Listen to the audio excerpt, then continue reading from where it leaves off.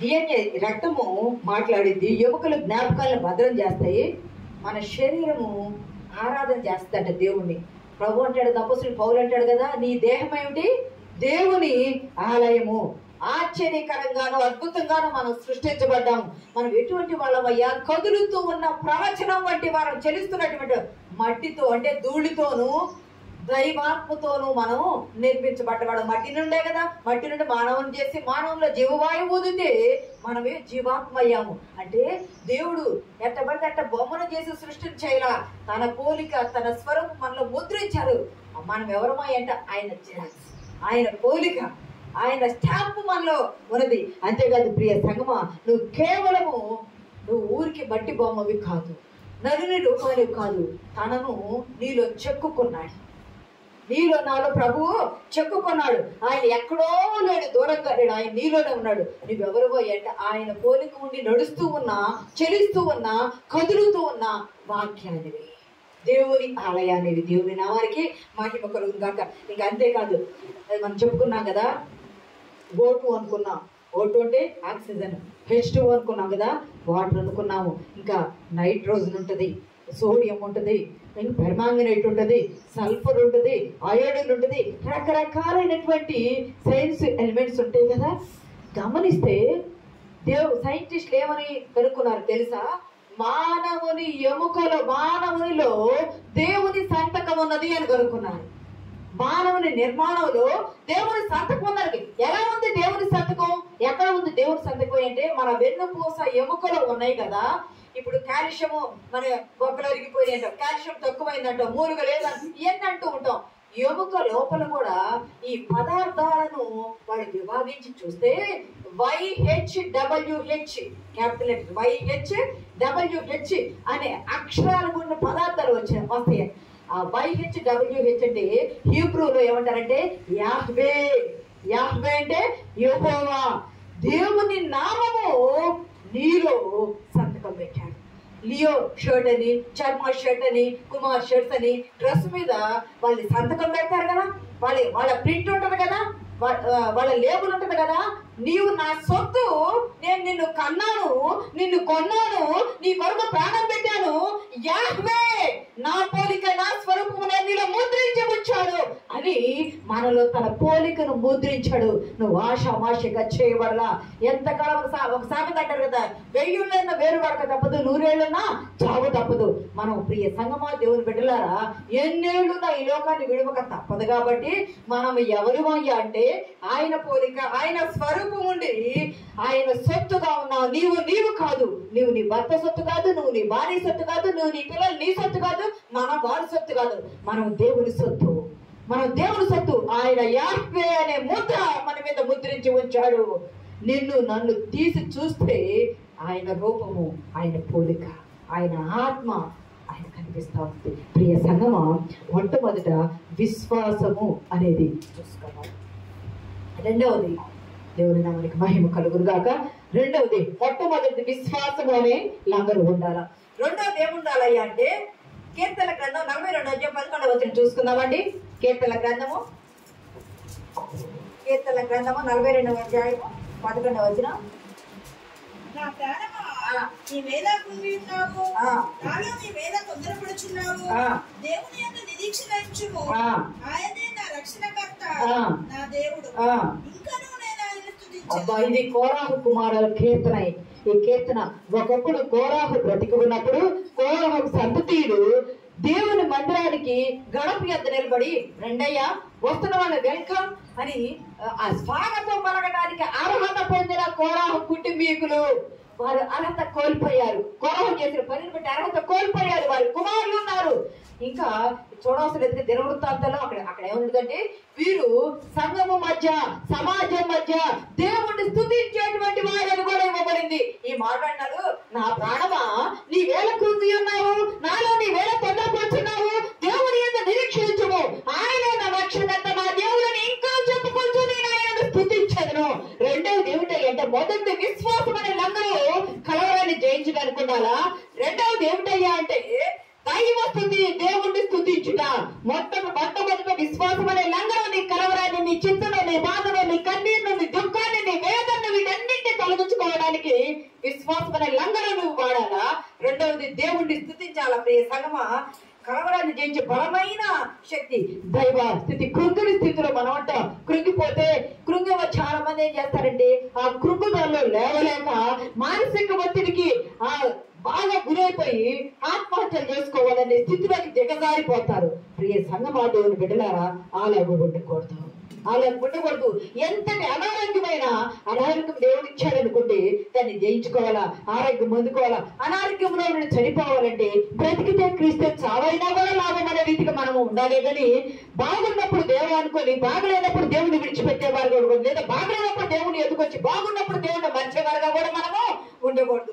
కృంగినప్పుడు ఆయన్ని ఆరాధించాలా. మనం గమనిస్తే రోమా 8:28 అంటాడు కదా, తన బిడ్డలకు, దేవుని బిడ్డలకు మేలు కొనుగోటికి ఏంటి సమస్తము సమకూడి జరిగించే దేవుడు. మనం ఎప్పుడు కూడా ఆయన సన్నిధిలో ఉందాక మనం ఒక కీర్తన రెస్పాన్సిబిలిటీ 34 కీర్తన, నేను ఎల్లప్పుడూ యెహోవాను సన్నుతింతుము నిత్యము ఆయన కీర్తి నా నోట ఉండాల. ఎప్పుడు సన్నుతించేది? నీకు గృహం ఇచ్చినప్పుడా, నీకు చదివిచ్చినప్పుడా, నీకు ఉద్యోగం ఇచ్చినప్పుడా, నీకు ఆరోగ్యం ఇచ్చినప్పుడా, నీకు ధనం ఇచ్చినప్పుడా, లేక పొలం పంటలు ఇచ్చినప్పుడా, చేస్తున్న బాగా విస్తారమైన ఐశ్వర్యాలు వచ్చినప్పుడు ఎప్పుడు దేవుడు నువ్వు స్తుతించాలి. అంటే నీకు ఇచ్చినా స్తుతించాలా, ఇవ్వకపోయినా స్తుతించాలా. ఇచ్చినప్పుడు దేవుడు స్తుతించాడు యోబు, అది మొత్తం పోయిన తర్వాత కూడా దేవుని నామానికి మహిమ కలుగును గాకని స్తుతించాడు. మనకి ఇచ్చినా ఇవ్వకపోయినా ఏ స్థితిలో ఉన్నా స్తుతించునే మానకూడదు. స్తుతిస్తే నీ జీవితంలో అద్భుతాలు జరుగుతాయి. మీకు గుర్తుంది అపోస్తల కార్యాలు 16:25 పౌలు శీలలను బండలు వేసి బిగించారు. బండలు వేటువంటి కర్ర పెట్టి కాళ్ళు చేతులు కట్టి వేస్తారు. సరిగ్గా కూర్చోలేరు, నిలబడలేరు. అయ్యో, అక్కడ అంతకుముందే కొట్టారు, బాగా కొట్టారన్న వాక్యంలో కొట్టారు, కొట్టి చెరసాలలో వేశారు. అంటే శరీరం అంతా, దేహాలంతా ఎలా ఉన్నాయి అంటే గాయపరచబడి, నలగొట్టబడి, విరగొట్టబడి, బండ వేయబడి, నిలబడలేక కూర్చోలేని స్థితిలో ఉండి ఆ రాత్రికాల సమయంలో ఆ స్థితిలో ఉండి కూడా దేవునికి కీర్తన గాల్చు ఉన్నారు. దేవుని నామానికి మహిమ కలుగును గాక. కీర్తన గాల్చు ఉంటే పక్కనున్న ఖైదీలు వింటూ ఉన్నారు. ఆ చెరసాల నాయకుడు, అధికారి, అతను కూడా వింటూ ఉన్నాడు. గమనించండి, ఇంతకు ముందు చెప్పాను, మీకు గుర్తుందో లేదో, ఆకాశము నా సింహాసనము, భూమి నా పాదపీఠమన్నాడు కదా దేవుడు. ఆకాశమును సింహాసనముగా చేసుకుని, భూమిని పాదపీఠంగా చేసుకుని, అర్ధరాత్రి సమయంలో అందరూ నిద్రించే సమయంలో అపోస్తలుడైన పౌలు, శీలలు ఇద్దరు కలిసి కీర్తనలు పాడుతూ ఉంటే, ఆకాశం సింహాసనముగా చేసుకుని భూమిని పాదపీఠముగా చేసుకున్న దేవుడు భూమి మీద తన కాలితో తాళం వేశాడంటే వీళ్ళ పాటలకు. ఎవరైనా పాటలు పాడుతూ ఉంటే మనం చేతులతోనో కాళ్ళతోనో తాళం వేస్తాం. మనకి తెలియకుండా అసంకరం మీద ప్రతీకారం చర్యలాగా జరిగిపోతా ఉంటది. దేవుడు కూడా తన్మయత్వం చెందాడంటే పౌలు శీలలు పాటలు పాడుతూ ఉంటారు. రాత్రికాల సమయంలో తన్మయత్వం చెంది భూమి మీద పాదపీఠం మీద ఆయన కాలితో తాళమేగా ఆ చెరసాల దగ్గర భూకంపం వచ్చిందంట. పునాదులు అదన్నాయి, చెరసాల తలుపులు తీయబడ్డాయి, బద్దకాలు ఊడిపోయినాయి. వీళ్ళు పారిపోయారేమని చెరసాల అధికారి తనను తాను కత్తి దూసుకొని చంపుకొని పోతే పౌలు అంటాడు, మీరు ఏ హాని చేసుకోవద్దు, మీరు ఏ హాని కూడా చేసుకోవద్దు. మేము ఎక్కడికి వెళ్ళలా, ఇక్కడే ఉన్నాము. వీరి స్థుతిని బట్టి, వీరి శ్రమలో, వీరి కలవరంలో, వీరి చింతలో, వీరి గాయాలతో, వీళ్ళు కూర్చోవడానికి కూడా శక్తి లేకుండా విన్న వీళ్ళు నాలుగు ఖాళీగానే ఉంది, నోరు ఖాళీగా ఉంది. ఖాళీగా ఉన్న నోటితో దేవుడిని స్తుతిస్తూ ఉంటే, స్తుతించబడ్డప్పుడు భూకంపం కలిగి చెరసాల తలుపులు తెరవబడి బంధకాలు ఊడిపోతే అక్కడ ఉన్న అధికారి చెప్పుకోబోతే పౌలు అంటాడు, మీరు ఏ హాని చేసుకోదు, మేము ఎక్కడికి పోవడానికి దీపం తీసుకొని చూస్తే పౌలు శీలలు అక్కడే ఉన్నారు. వారి విశ్వాసాన్ని బట్టి, వారి భక్తిని బట్టి, వారి ప్రార్థన బట్టి, వారి స్థుతిని బట్టి దేవుడు మెచ్చుకున్నాడని అధికారి నమ్మి అయ్యా వారి ఇంటికి తీసుకెళ్లి వాళ్ళ గాయాలు కలిగి, అయ్యా రక్షణ పొందాలంటే దేవుని యందు విశ్వాసం ఉంచాలంటే మేమేమి చెయ్యాలయ్యా. ప్రియ సంగమా, ఆ రాత్రికాల సమయంలో వాళ్ళు విశ్వాస రక్షణ పొందుకోవడానికి ఆ కుటుంబం అంతా సిద్ధపడింది. నువ్వు కష్టంలో ఉన్నా, బాధలో ఉన్నా, చింతలో ఉన్నా, కలవరంలో ఉన్నా దేవుడిని స్తుతించడం మానవద్దు. ఎప్పుడు నీవు స్తుతిస్తావో నీ స్తుతి వల్ల దేవుడు సంతోషపడతాడు. నీ స్తుతి వల్ల ఇతరులకి ఏమొస్తుంది? రక్షణ వస్తుంది. నీ స్తుతి వల్ల ఇతరులకి రక్షణ వస్తుంది. ప్రియ సంగమ దేవుని బిడ్డలారా, మీకు గుర్తుందా? 2వ దినవృత్తాంతం చూడవసలేదు కానీ 20-22 యెహోషాపాతు యోధా రాజు ఉంటాడు కదా, అతని మీదకి 3 రకాలైన సైన్యాలు వస్తాయి. మోయానీలు వస్తారు, అమ్మోనీలు వస్తారు, మయానీలు వస్తారు.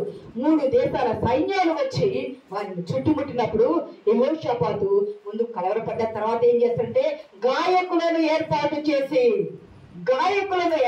సంగీత విభాగాన్ని పెట్టాడు. సంగీతాన్ని ప్రోత్సహించే సంగీతం అక్కడ యుద్ధం చేయడం చుట్టూ ముట్టడి వేస్తూ ఉన్నారు. సంగీతమైన గాయకుల్ని పెట్టి సంగీత పాటలు పాడిస్తూ ఉన్నాడు. దేవుడు స్తుతిస్తూ ఉన్నాడు, ఆరాధిస్తూ ఉన్నాడు. దేవుడు గంటలు పెట్టి 3 దేశాల సైన్యాలనంట హతము చేయగా వీళ్ళు ఇక్కడ పాడుతానే ఉన్నారు, వీళ్ళు స్తుతిస్తానే ఉన్నారు. వాడిని హతము చేయగా వాళ్ళ మీద ఉన్న బంగారము, వాళ్ళ దగ్గర ఉన్న వస్తు సామగ్రి ధనమును కూర్చుకోవడానికి 3 దినాలు పట్టిందంట. 3 దినాలు పట్టింది. ఆ కింద భాగాలు పోతే ఆ సంత కూర్చుకొని ఒంటెలు మోయగలిగినంత ఇంకా మోయలకు వదిలిపెట్టేస్తారు. అంతమంది సైన్యము, అంతమంది యోధా సైన్యము మొత్తం కలిపి 3 దినాల పాటు సమకూర్చిన మోయలేనంత విలువైన, ఎందుకంటే అన్ని దేశాలను జయించుకుంటే అందరి దగ్గర ఆస్తులు తీసుకొని వస్తా ఉన్నారు కదా, అది మొత్తము వీళ్ళు మోయలేనంట. మనకి కష్టంలో చుట్టూ బాణాలు వేయడానికి సిద్ధపడి ఉన్న సైన్యాన్ని కూడా ప్రార్థన చేయగా స్తుతించగా ఆ స్తుతుల ద్వారా శత్రువు హతమయ్యాడు. ఆ స్తుతుల ద్వారా ఐశ్వర్యం వచ్చింది. దేవుని నామానికి మహిమ కలుగును గాక. మొట్టమొదటి విశ్వాసం అనే లంగరు ఉండాలా. రెండవది దైవస్థుతి అనేది ఉండాలా. దైవస్థుతి ద్వారా నీకు జయం వచ్చింది, దైవస్థుతి ద్వారా నీకు ఐశ్వర్యం వచ్చింది. మూడవది చూసుకుందామండి. మూడవది కీర్తన గ్రంథం 42:5 చదవండి ఒకసారి.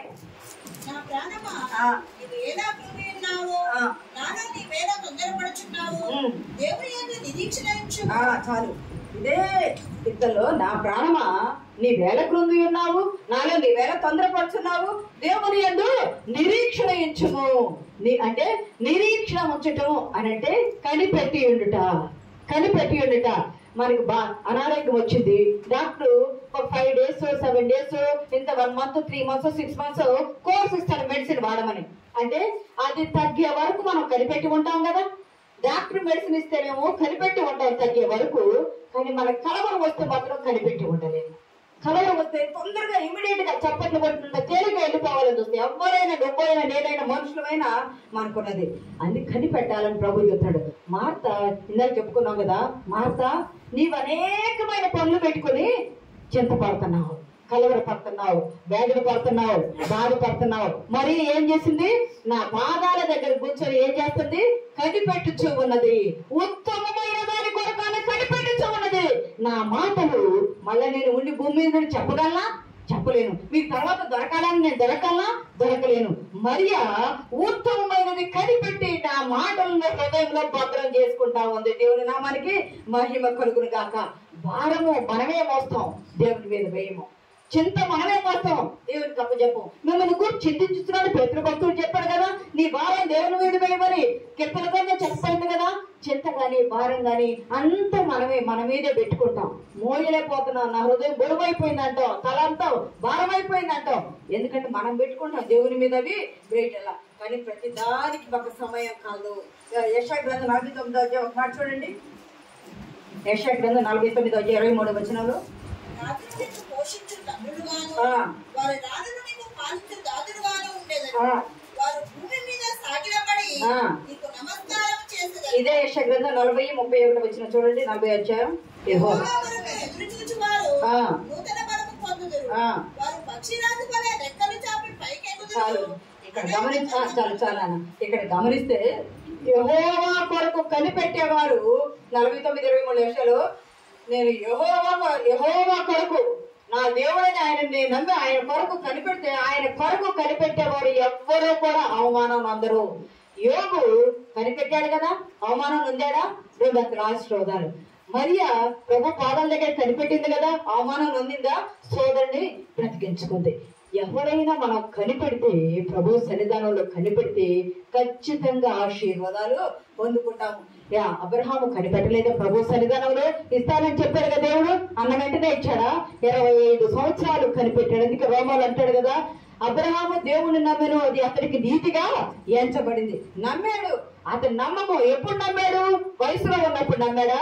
కాదు, తన శరీరము మృతతుల్యమైనప్పుడు, వృద్ధాప్యమప్పుడు నమ్మిన వారిని నేను ఎరుగుదును, ఆయన మాట ఇస్తే తప్పేవాడు కాదని చెప్పి నమ్మాడు. నమ్మి ఆయన ఏం చేశాడయ్య అంటే నిరీక్షణ కలిగి ఉన్నాడు, కనిపెట్టి ఉన్నాడు. కాబట్టి 100 సంవత్సరాల ప్రాయంలో ప్రియ సంగమ దేవుని బిడ్డలారా కుమారుని పొందుకున్నాడు. నమ్మాల. యెషయా గ్రంథం 64:4 ఒక మాట చూడండి. 64:4 తన కొరకు కనిపెట్టు వాని విషయమై నీవు తప్ప తన కార్యము నీ కొరకు తన కొరకు కనిపెట్టు వారి విషయమై నీవు తప్ప తన కార్యం సఫలం చేయు మరి ఏ దేవుని కొరకు ఎవరు ఏ కాలంలో కూడా చూచి ఉండలేదు. మన కార్యం సఫలం చేసే దేవుడు ఆయన కొరకు మనం కనిపెడితే, తన కొరకు కనిపెట్టే వారి విషయంలో ఆయన కిందికి దిగువచ్చి కార్యం సఫలం చేసే దేవుడు ఏ కాలంలో ఏ దేవుడు కూడా చేసి ఉండలేదన్నాడు. గమనించండి, ఆయన సన్నిధిలో మనం కనిపెట్టాం. మనం పొద్దున్న లెగుస్తాం, పేపర్ చూడటానికి ఇష్టపడతాం, టీవీ చూడటానికి ఇష్టపడతాం, సెల్ చూస్తాం, ఇన్స్టాగ్రామ్ చూస్తాం, వాట్సాప్ చూస్తాం, అన్ని షేర్ చేస్తాం, షేర్లు వచ్చినాయి అన్ని చూసుకుంటాం, ఫోన్లో మాట్లాడుకుంటాం, అంతా చేస్తాం. వాక్యం చదవటానికి టైం ఉండదు. ఉంటుందా ఈ రోజుల్లో? పరిగెత్తే కాలంలో వాక్యం చదవటానికి టైం ఉండదు, ప్రార్థన చేయడానికి టైం ఉండదు, దేవుని సన్నిధానానికి ముందుగా వచ్చి ఆరాధన చేసే టైం ఉండదు. అంటే కనిపెట్టలేకపోతున్నాం. కాలము పరిగెత్తుతుంది. సైంటిస్టులు కూడా అంటారు కదా, మనకి లీప్ సంవత్సరం వచ్చిన రీతిగా 4 సంవత్సరం అంటే ఒక నిమిషంన్నర తేడా వస్తుంది. నిమిషంన్నర భూమి స్పీడ్ అవుతుంది, స్పీడ్ అయ్యి ఒక నిమిషంన్నర తేడా అవుతుంది. ప్రియ సంగమ దాన్ని దేనిలో కలపాలా, ఏ క్యాలెండర్లో ఎక్కడ కలపాలని ఎదురు చూస్తున్నారు.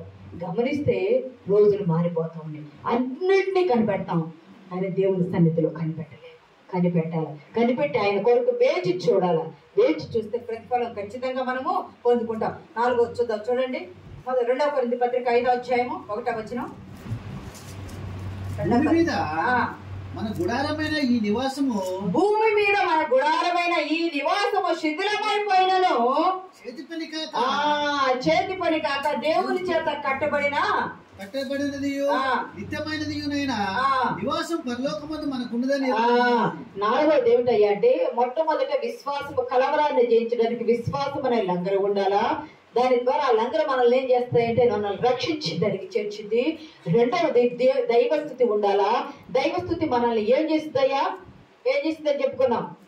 దైవస్థుతి మనల్ని స్తుతించడం ద్వారా మనం పోయిన వాటన్నింటినీ కూడా తిరిగి పొందుకుంటాము, ఐశ్వర్యం కూడా వచ్చింది.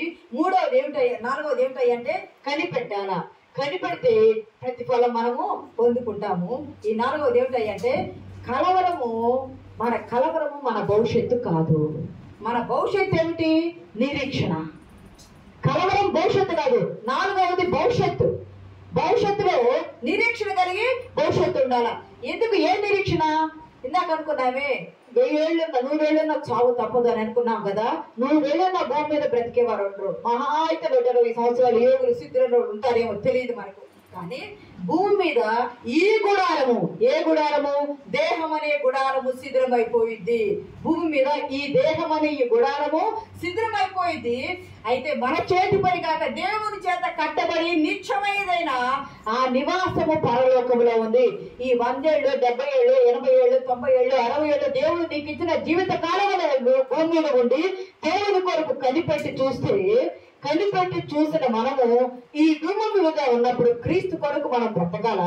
ఈ భూమి నుండి మనం వెళ్ళిపోయి ఎత్తబడే సమయాన మనకు ఒక నివాసం అక్కడ ఉంది. యోహాను 14 అనుకున్నాం కదా, మీ హృదయంలో కలవరపడేయకుడి, మీరు తండ్రి యందు విశ్వాసం ఉంచుతున్నా, నా యందు విశ్వాసం ఉంచుడి, నేను ఎల్లప్పుడూ మీతోనే ఉంటానని చెప్తున్నదా. నేను తండ్రి ఎందుకు వెళుతున్నా, నా తండ్రి అంటే అనేక నివాసాలు కలవు, లేని ఎలా నేను మీకు చెప్పుదును. నేను వెళ్ళి మీ కొరకు స్థలము సిద్ధపాటు చేసి నేను మీ ఎందుకు తిరిగి వచ్చి నాతో పాటు ఉండటం మిమ్మల్ని తీసుకొని పోదురు. దేవుడి నామానికి మహిమకలు. మన నిరీక్షణ ఏమిటి? మన కంటే కనిపెట్టవలసింది ఏంటి? మన భవిష్యత్తు ఏమిటి అంటే భూమి మీద ఉండి తిని తాగి అవి ధరించుకొని అది వస్త్రాలు ఆభరణాలు ఇంకా రకరకాలైన అన్ని ఈ లోకంలో తినడం తాగడం కోసమే జీవిస్తూ ఉంటాం.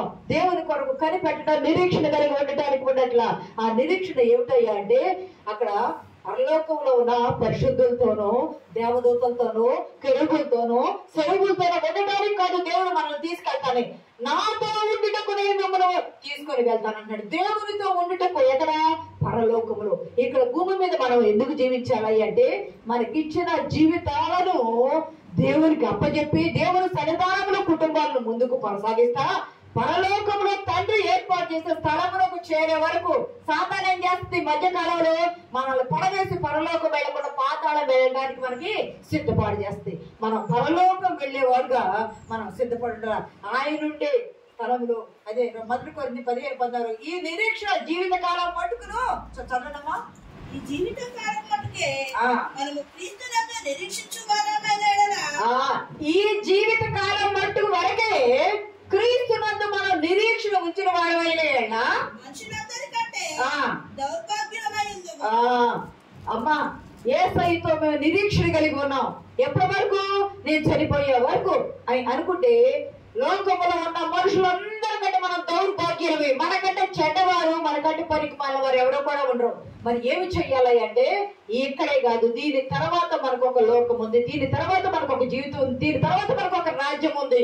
ఆ రాజ్యములో సిద్ధపాటు కలిగి మనము వెళ్ళాలి. మీరు గమనించారు, చాలాసార్లు చెప్పుకున్న లూకాసు చూడవలసిన 16:25 ఉంటుంది కదా, లాజరు ధనవంతుడు. దేవుడు ఎందుకు లాజరు ధనవంతుడు తెచ్చాడు అంటే ఆ పరలోకం ఉందా, ఆ పాతాళం ఉందా, అవి ఉన్నాయా, ఇవి ఉన్నాయా, ఇక్కడ వరకు ఇక్కడ ఉంటే చాలు మన జీవితం అనుకుంటాం. కాదు, పరలోకం ఉన్నది, నరకం ఉన్నదని చెప్పడానికి లాజరు ధనవంతుందే సాక్షి జీవితం ఉంది. ప్రియ సంగమా, ఈ లోకంలో వరకే మనం అనుకుంటే మనం దౌర్భాగ్యం అవుతాం. ఈ లోకము కాదు, మనం ఇక్కడ కనిపెట్టవలసిన నిరీక్షణ మన భవిష్యత్తు పరలోకం కొరకు. పరలోకం వెళ్ళడానికి మనం సిద్ధపడాలా. కొలసి 3:2 ఒక మాట ఉంటుంది చూడండి, పైనున్న వాటి మీదనే కానీ భూ సంబంధమైన వాటి మీదనే మనసు పెట్టుకొనబడి మీ జీవము క్రీస్తు కూడా దేవుని యందు దాచబడినది. ఇక్కడ ఏం చేయాలయ్యా అంటే ఇక్కడ పైన వాటి మీదనే గాని అంటే పరలోకములో ఉన్న వాటి మీద భూ సంబంధమైన వాటి మీద మనసు పెట్టుకొనబడి. ఎందుకంటే మన జీవము క్రీస్తు యందు తండ్రి యొక్క దాచబడి ఉన్నది. ప్రియ సంగమా, మీరు నమ్ముతారో లేదో ఇక్కడ గమనిస్తే మన విశ్వాసం అనేది అందరూ ధరించాలా, దైవస్థుతి ఉండాలా, దేవుని కొరకు మనం కనిపెట్టాలా. మన నిరీక్షణ భవిష్యత్తు పరలోకము, మన నిరీక్షణ భవిష్యత్తు పరలోకము. మీరు గమనించారా, బిల్ క్లింటన్ గారు ఇప్పుడు ఉన్న ఆయన అమెరికా అధ్యక్షుడు ఉన్నాడు కదా, ట్రంప్ ఉన్నాడు. ట్రంప్ కంటే ముందు ఇంకా రకరకాల వాళ్ళు ఉన్నారు. ట్రంప్ కంటే ముందు ఒసామా ఉన్నాడు, జార్జ్ బుష్ ఉన్నాడు. కానీ వాళ్ళందరికి మధ్యలో బిల్ క్లింటన్ అనే చంద్రబాబు నాయుడు గారు ఉమ్మడి ఆంధ్రప్రదేశ్ లో ఉన్నప్పుడు ఆయన ఇక్కడ తీసుకొచ్చారు హైదరాబాద్. ఆ బిల్ క్లింటన్ అధ్యక్షుడిగా ఉన్నప్పుడు, పోప్ జాన్ పాల్ II అధ్యక్షుడిగా ఉన్నప్పుడు అమెరికాలో ఉన్నటువంటి నాసా వాళ్ళు ఉన్నారు కదా, అమెరికాలో ఉన్న నాసా వాళ్ళు హబుల్ టెలిస్కోప్ తో అంతరిక్షంలో పరిశోధన చేస్తూ ఉన్నప్పుడు, అందుకు ముందు గలిలియో కనిపెట్టిన టెలిస్కోప్, ఈ హబుల్ టెలిస్కోప్ ఉన్నప్పుడు అంతరిక్షంలో చూసేటప్పుడు నల్లని మేఘాలు ఉంటాయి కదా, నల్లని మేఘాల మధ్య దగదగా మెరిసే పట్టణం కనిపించిందంటే హబుల్ టెలిస్కోప్. మార్క్యా, ఆయన పేరు, ఆ సైంటిస్ట్ పేరు మార్క్యా మానూన్ అనే సైంటిస్ట్. నా దగ్గర ఉంది, వాట్సాప్ లో ఉంది నా దగ్గర, మీకు ఎవరికైనా కావాలంటే షేర్ చేస్తాను. అంటే అంతరిక్షంలో పరిశోధన చేస్తుంటే హబుల్ టెలిస్కోప్ చాలా పెద్దది కాబట్టి ఆ చేస్తుంటే అక్కడ నల్లని మేఘాల మధ్య దగదగా మెరుస్తూ ఉన్నటువంటి ఒక పట్టణం కనిపించిందంట. అది హబుల్ అది పంపించగా, ఈ శాటిలైట్స్ ద్వారా పంపిస్తారు కదా, అది ఫొటోస్ అవన్నీ తీసి పంపించగా అవి గమనిస్తే పరలోకము అని అది నిర్ధారణ చేశారు. బయట ప్రపంచానికి విడవడానికి ఇంకా చాలా పరిశోధనలు చేయాలి కాబట్టి చేయలేదు. ఆ సైంటిస్ట్ పేరు ఏమిటయ్యా అంటే మార్క్యా మానూన్ అనే సైంటిస్ట్. ఆయన వాళ్ళు ఇంకా Pope John Paul II, Bill Clinton ఇంకా పరిశోధన చేపిద్దాం, అప్పుడే ఇది వెల్లడపరచకూడదు అన్నారు. అది నాసా వాళ్ళు ఫోటో తీశారు, ఆ ఫోటో కూడా చూపించారు. ప్రియ సంగమా, దేవుని బిడ్డలారా, గమనిస్తే ఏమి లేదు, కలవరం ఉంది, ఈ లోకంలోనే వీటి మీద చచ్చిపోతారని మనం అనుకుంటాం. అనుకోవద్దు. కలవరాన్ని జయించే శక్తి విశ్వాసం అనే లంగర్ ద్వారా వస్తుంది. కలవరాన్ని జయించే శక్తి స్తుతి ఆరాధన ద్వారా వస్తుంది. కలవరాన్ని జయించే శక్తి దేవుని కొరకు కనిపెట్టుకుని ఉండడం ద్వారా వస్తుంది. కలవరాన్ని జయించే శక్తి మన నిరీక్షణ భూమి మీద కాదు పరలోకంలో కూడా ఉందని నిరీక్షణ కలిగి ఉంటే ఏ కలవరం ఉన్న బిడ్డల కొరకైనా, ఇంటి కొరకైనా, ఉద్యోగం కొరకైనా, వివాహం కొరకైనా, ఏ సంతానం లేకపోయినా, అప్పులోని ఏది ఉన్నా అనారోగ్యమైన ఆయన పాదాల చెత్త పెడితే మన కొరకు కలవరపడి కన్నీరు విడిచిన దేవుడు, మన కొరకు పరలోకములు స్థలము సిద్ధపాటు చేసే దేవుడు ఈ రోజు నేను నన్ను విడిచిపెట్టక మన కొరకు అగ్నిస్తంభమై మేఘస్తంభమై అద్భుత క్రియలు ఆశ్చర్యకార్యాలు మన జీవితాలు జరిగించి మనల్ని ఒక ఉన్నత స్థితిలో ఉండటానికి, తన బిడ్డలు పైవారి గారి క్రింది వారి గారిని ఉంచడానికి దేవుడు కార్యరూపం దాల్చి నీ పోలిక, నీ స్వరూపం, ఆయన పోలిక, ఆయన స్వరూపం మనలో ఉంచి ప్రింట్ చేశాడు. ఆ నమూనా పరలోకంలో ఏర్పాటు చేయండి. నువ్వు అజాగ్రత్తగా అశాశ్వతమైన లోకం కొరకు ప్రయాసపడక శాశ్వతమైన లోకం కొరకు క్రీస్తు కొరకు కనిపెట్టు ముందుకు సాగిపడు. పరిశుద్ధాత్మ దేవుడు మనకు సహాయం దయచేయను గాక. ఆమేన్.